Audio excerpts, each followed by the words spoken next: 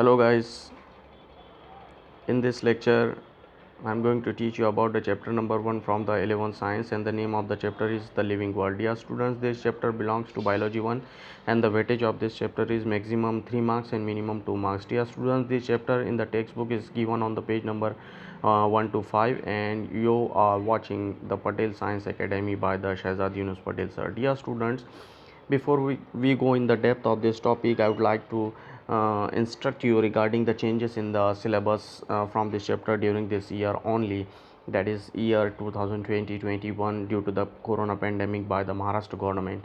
Dear students, the point 1.1 basic principle of life, only this topic is there in this chapter this year because of the corona pandemic, and all the rest of the topics, that is 1.2, 1.3, 1.4, 1.5, 1.6 and 1.7, all that topic is removed from this chapter due to this corona pandemic this year from the Maharashtra State Board syllabus for biology in this 11th science chapter number 1 topic, the living world. So only 1.1, that is the basic principle of life, this topic is included this year from this chapter. So I am teaching here this topic, basic principle of life, which is very easy and simple topic. Dear students, the living being once produced, born has to survive. Every living being has to survive after his birth. So dear students, for survival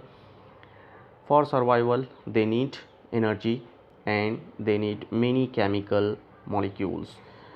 All the living organism like animal, human being and plants, if they have survived in this world, they need energy and they need many chemical molecules. Dear students, that chemical molecules and the energy, for energy dear students, it has to perform the process of metabolism. Here this term I am introducing metabolism, which is very important term. And what is this metabolism, dear students? I'll explain you. So simply, basic principle of life, it includes the living organisms survival.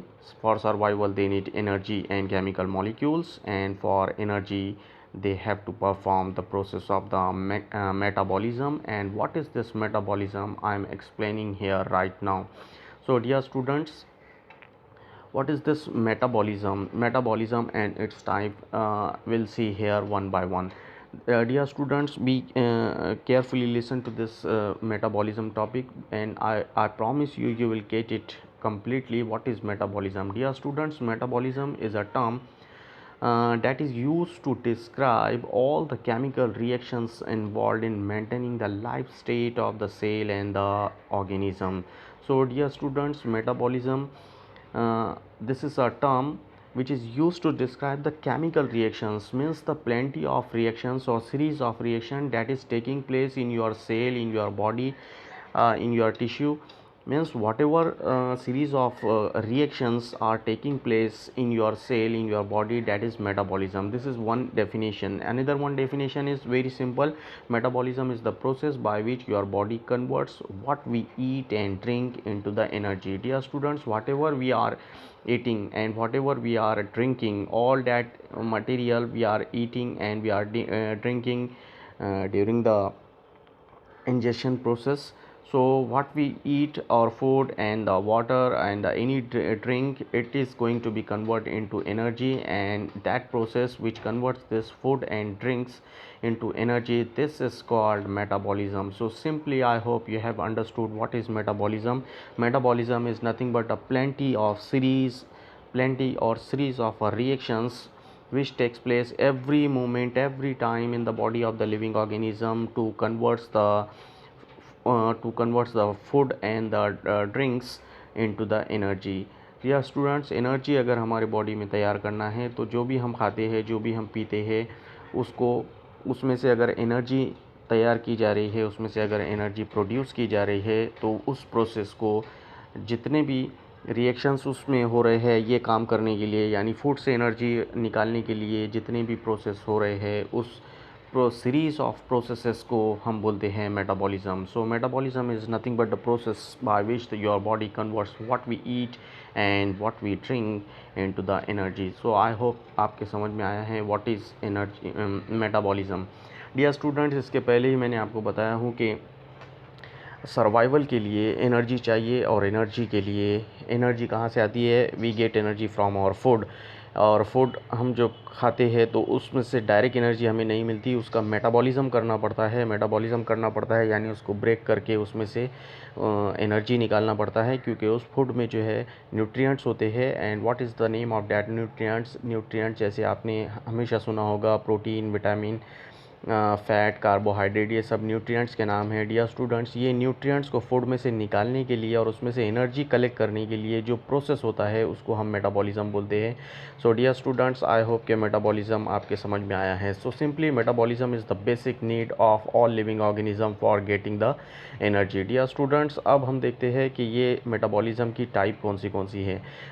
मुझे यकीन है कि आपको metabolism की definition समझ में आई है. Metabolism means the process of converting the food or drinks into energy. So dear students, metabolism की दो टाइप है. There are two types of metabolism. Type number 1 is catabolism and type number 2 is anabolism. Dear student, type number 1 हम पहले देखते हैं. Catabolism. The catabolism, one of the type of the metabolism, is the process of breaking down the molecules to obtain the energy. Dear students, molecules में से energy को अगर निकालना है तो उस molecules को अगर कोई process break कर रहा है तो समझ लीजिए ये process है catabolism. Means the process of breaking down the molecules to obtain energy, to get energy. Dear students, energy को to get energy, to obtain the energy, अगर हमको एनर्जी चाहिए तो हम जो भी हमने खाया है उसमें से जो भी मॉलिक्यूल्स है, अगर उस मॉलिक्यूल्स को हम ब्रेक कर रहे हैं, तोड़ रहे हैं, स्मॉल पीसेस में कन्वर्ट कर रहे हैं, तो वो प्रोसेस जो सेल के अंदर अपनी हो रहा है उस प्रोसेस को हम बोलते हैं catabolism. Dear students, this is called catabolism. और अगर इसकी मैं एग्जांपल आपको बताऊँ तो एग्जांपल है सेल्यूलर रेस्पिरेशन. रेस्पिरेशन की जो प्रोसेस है जो सेल के अंदर होता है, ये इसकी एग्जांपल है. डियर स्टूडेंट्स, ये सेल्यूलर रेस्पिरेशन में हम क्या करते हैं, हमने जो भी कुछ खाया है उसमें ऑक्सीजन की हेल्प लेकर हम उस फूड को ऑक्सीडाइज करते हैं. उसका दूसरा मीनिंग ये है कि हम कार्बन डाइऑक्साइड गैस को रिलीज़ करते हैं. We release the carbon dioxide gas and we inhale the oxygen gas. Oxygen gas को हम अंदर लेते हैं, कार्बन डाइऑक्साइड गैस को रिलीज़ करते हैं, बॉडी से बाहर निकालते हैं. और ये क्यों करते हैं? गैसियस एक्सचेंज क्यों होता है? क्योंकि हमने जो खाया है उसको हमको ब्रेक करना है और उसमें से एनर्जी निकालना है. So dear students, cellular respiration इसकी बहुत बढ़िया एग्जाम्पल है. उसके बाद जो आता है, आई होप कि आपको कैटाबॉलिज्म समझा है. अब हम देखते हैं another type of the metabolism. तो कैटाबॉलिज्म सी से आता है. सी से कट वाला आप लॉजिक याद रखिए. सी फॉर कट. कट करना यानी मॉलिक्यूल्स को कट करना यानी ब्रेक करना, क्योंकि उसमें से हमको एनर्जी निकालना है. सेल्यूलर रेस्पिरेशन इसकी एग्जांपल है. डियर स्टूडेंट्स, आप देखते हैं हम एनाबॉलिज्म ए से. So dear students, anabolism the synthesis of all compounds needed by the cell. यहाँ पर हम देखेंगे सिंथेसिस ऑफ ऑल कंपाउंड्स यानी making of all compounds. Synthesis का मीनिंग हमको यहाँ पर लेना है making. Dear students, making of all compounds needed by the cells. जो भी सेल को जो भी कंपाउंड चाहिए उसको अगर आप मेक कर रहे हैं, so that making of all compounds needed by the cell is called the anabolism. Anabolism यानी एक ऐसा प्रोसेस जिसमें हमारी बॉडी को, सेल को जो भी कंपाउंड चाहिए, जो भी मॉलिक्यूल चाहिए उसको मेक किया जाता है, उसको तैयार किया जाता है, तो इसको बोलते हैं एनाबॉलिज्म. सो डियर स्टूडेंट्स, आपको डिफरेंस यहाँ पे समझ में आ गया होगा. कैटाबॉलिज्म में हम मॉलिक्यूल्स को ब्रेक करते हैं, एनाबॉलिज्म में हम मॉलिक्यूल्स को तैयार करते हैं छोटे छोटे मॉलिक्यूल से.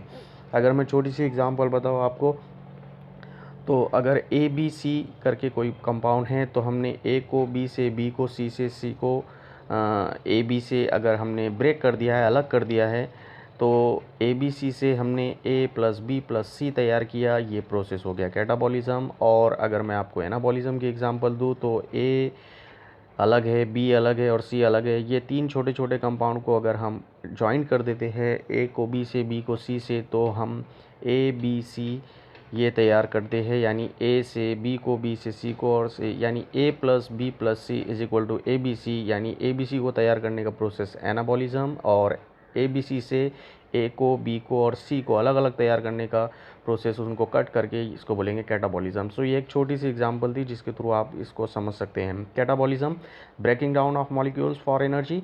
Anabolism, the making or synthesis of all compounds needed by the cells. तो डियर स्टूडेंट्स, ये हुआ कैटाबॉलिज्म और एनाबॉलिज्म दोनों की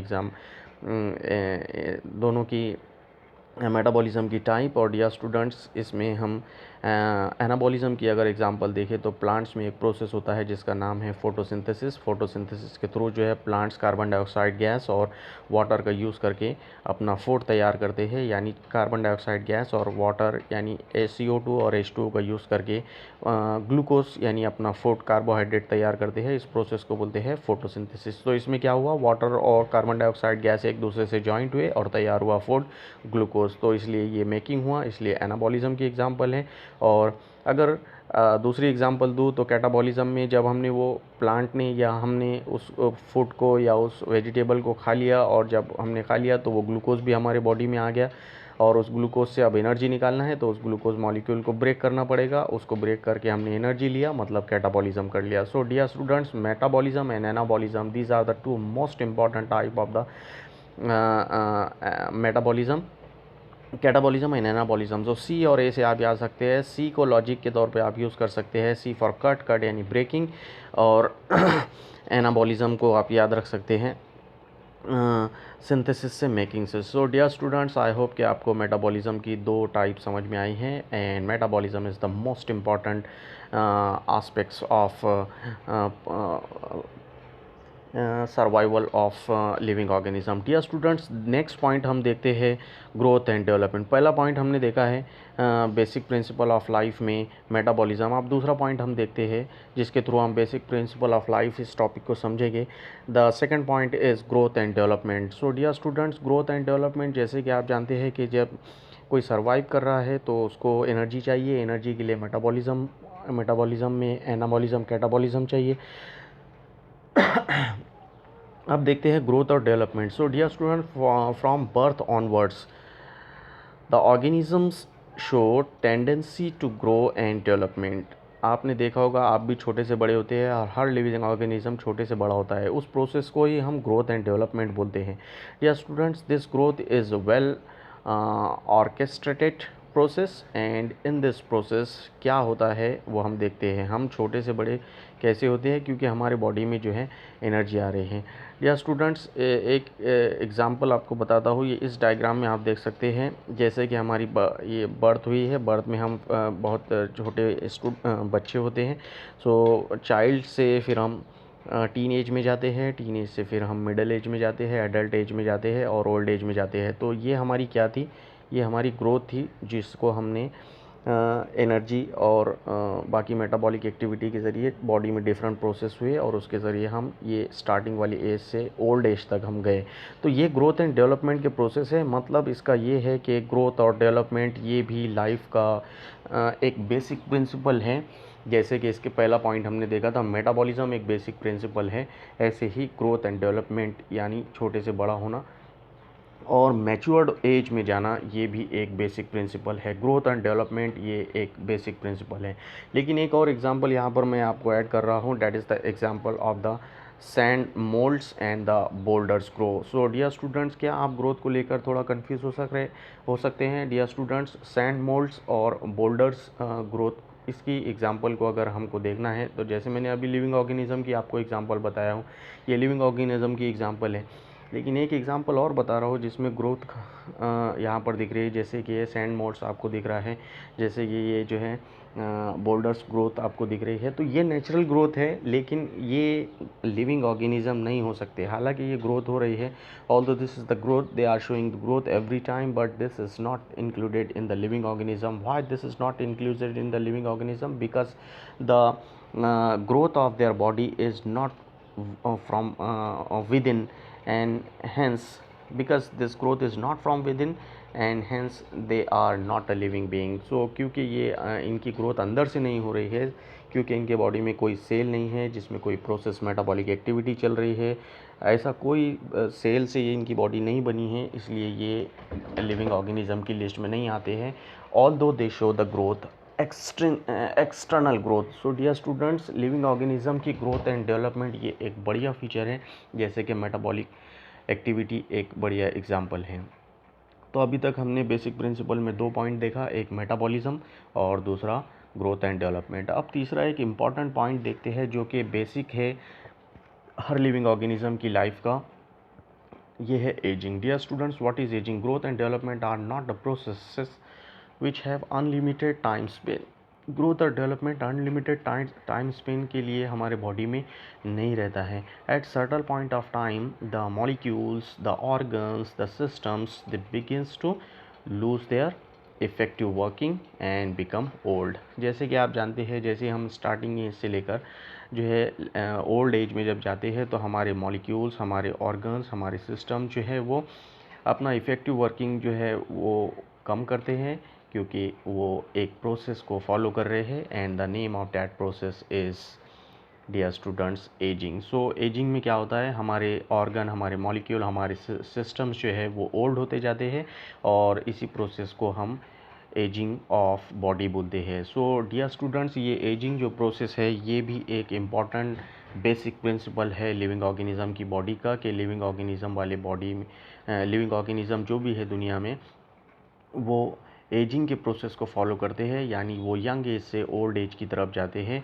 और जिसका एंड होता है डेथ।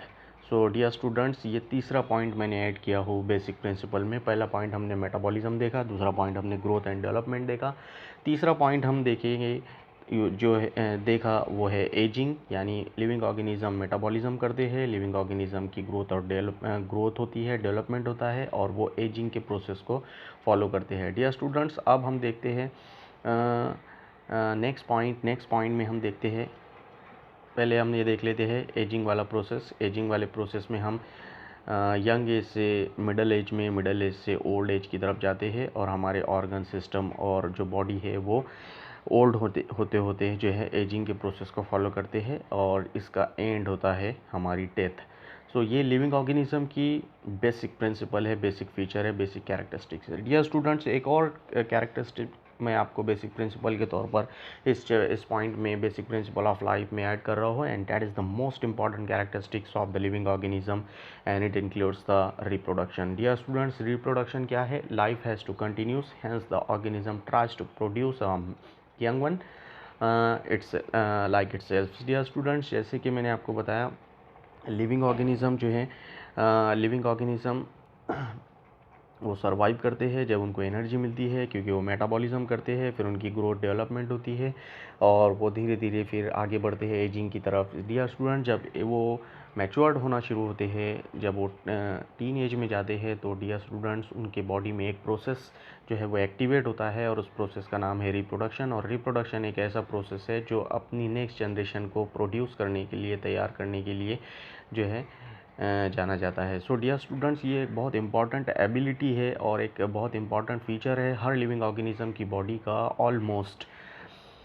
और इस प्रोसेस के थ्रू लिविंग ऑर्गेनिज्म अपनी नेक्स्ट जनरेशन को पैदा करते हैं, प्रोड्यूस करते हैं, और उनकी जो है नेक्स्ट जनरेशन जो है उनकी जो रेस है उसको जो है दुनिया में कायम रखती है। डियर स्टूडेंट्स, ये लिविंग ऑर्गेनिज्म की बहुत इंपॉर्टेंट कैरेक्टरिस्टिक है, and it is possible due to the reproduction.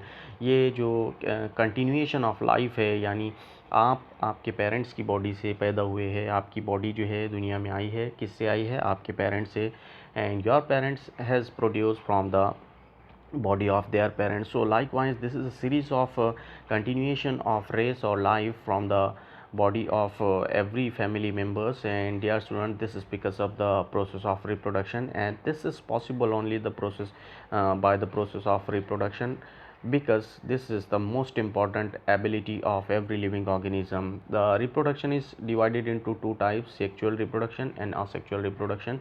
And higher living organism may be whether they are animal or plants, they show the sexual reproduction, as human being are also the example of the sexual reproduction. They show sexual reproduction, while the lower organisms show asexual reproduction. Its detail I'll explain in you in the 12th standard, dear students. So I hope you are getting what is the reproduction. Reproduction is one of the process by which हमारी next generation जो है produce होती है हमारी body से एक as में जाने के बाद.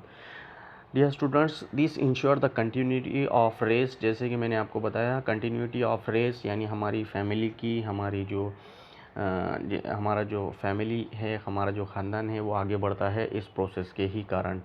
या स्टूडेंट्स, लेकिन इस रिप्रोडक्शन को लेकर एक इम्पॉर्टेंट पॉइंट मैं आपको बताना चाहूँगा. एक लिविंग ऑर्गेनिज्म है, एक एनिमल है म्यूल, जो कि हॉर्स और डोंकी के बॉडी से तैयार होता है, जिसमें दो पेरेंट्स में एक हॉर्स होता है और दूसरा डोंकी होता है. उनकी जो नेक्स्ट जनरेशन पैदा होती है उसको म्यूल बोलते हैं.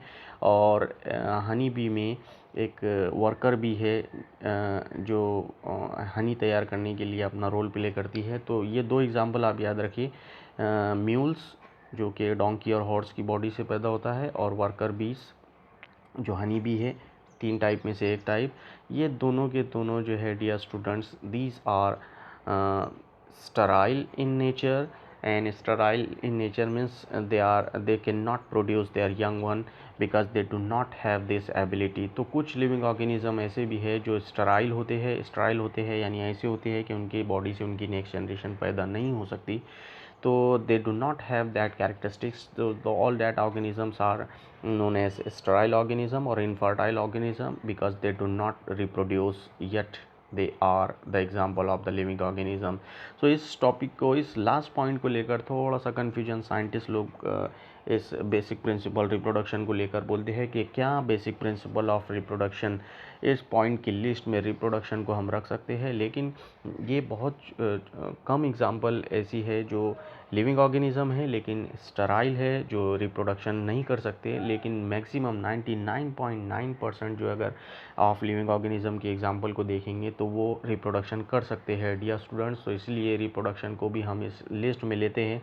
जैसे कि हमने पहली लिस्ट में बेसिक प्रिंसिपल ऑफ लाइफ यानी जो लिविंग ऑर्गेनिज्म है उनके बेसिक प्रिंसिपल में हमने सबसे पहले पॉइंट जो देखा वो मेटाबॉलिज्म था, दूसरा जो देखा वो ग्रोथ एंड डेवलपमेंट था, तीसरा जो देखा वो एजिंग था, और चौथा अभी हमने जो ऐड किया है वो है reproduction. So reproduction is again one of the example of the living organism. So dear students, आप देख सकते हैं रिप्रोडक्शन की यहाँ पर एग्जांपल है. पेरेंट्स से उनकी बॉडी जो है, उनकी नेक्स्ट जनरेशन, उनके बच्चे जो है वो प्रोड्यूस होते हैं, वो एनिमल हो, ह्यूमन हो, प्लांट्स हो या माइक्रो ऑर्गेनिज्म हो.